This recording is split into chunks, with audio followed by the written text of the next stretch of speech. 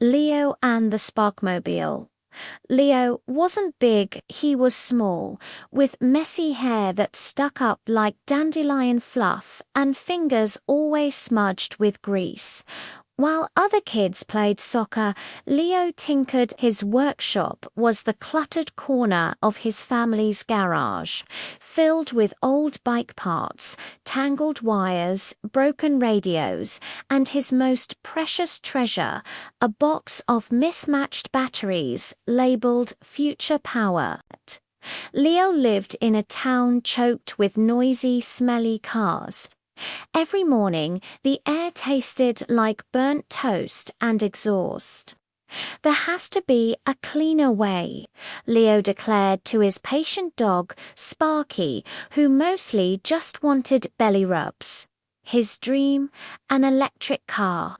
Not a toy, but a real, small car that ran on electricity, not stinky fuel.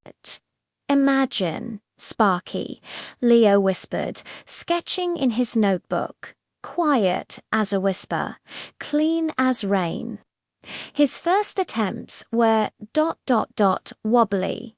The Zippy used scooter wheels and a lawnmower battery. It went bzzzt ... and died. The Zoomer had a motor from a broken fan. It spun in frantic circles, spraying gravel. Leo got scolded gently for tracking oil onto the kitchen floor. Kids at school giggled. Leo's building a junk pile. They'd say, but Leo didn't quit.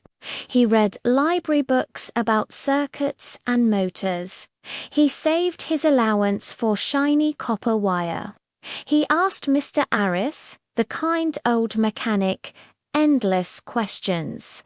"Persistence, Leo," Mr. Arris would say, wiping grease off his hands. "Great inventions are built on failed tries." One rainy Saturday, inspiration struck like lightning. He found an old rusted go-kart frame dumped near the junkyard. Perfect. He cleaned it until it gleamed. He connected his biggest, strongest battery pack salvaged from an old electric wheelchair. He wired it carefully to a small, powerful motor he'd rewound himself. 4 wheels, he used smooth, quiet rollers from an old office chair, and for the steering, handlebars from his broken scooter. He called it the Sparkmobile. The day of the test drive arrived. Leo's heart pounded like a drum. He put on his safety goggles, made from old swimming goggles. Sparky sat proudly in the tiny passenger seat, a repurposed lunchbox. Leo flipped the switch he'd made from a bottle cap and a paperclip. V-V-V-vor.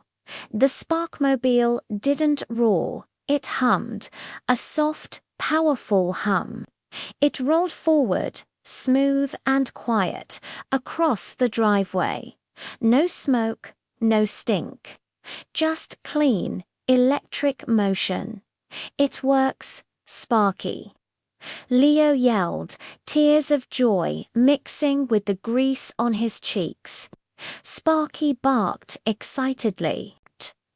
Just then, Mrs. Gable from next door rushed over, her face pale. "Leo, it's Mr. Finch. He's fallen in his garden. His phone's dead and the ambulance. The traffic jam on Elm Street is terrible. It'll take them ages." Leo looked at his Sparkmobile, then at the worried faces of his neighbors gathering. The big, noisy cars were indeed gridlocked down the street. But his little electric car, it was small and quiet, and it didn't need gas. "Get on, Mrs. Gable," Leo shouted, his voice suddenly strong and clear.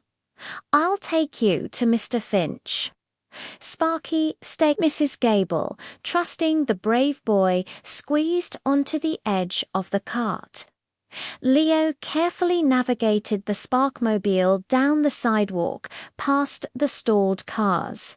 Its quiet hum a soothing sound in the tense air.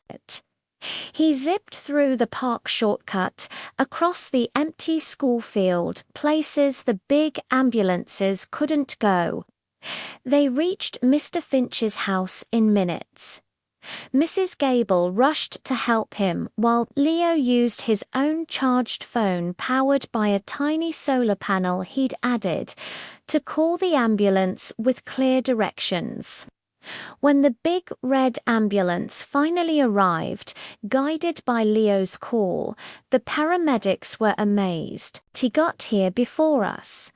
On that, the driver asked, eyeing the humble Sparkmobile. Leo just nodded, helping Mrs. Gable steady Mr. Finch. "It runs on batteries. Quiet and clean."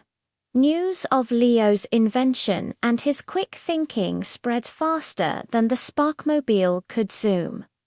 The mayor came to see it. Scientists from the university asked questions. Best of all, the town decided to build a special Leo Lane, a quiet electric vehicle-only path through the park. Leo didn't become rich or famous overnight, but he proved something huge, that big ideas can come in small packages. And bravery isn't just about fighting dragons, it's about believing in your dream, trying again and again, and using your cleverness to help others.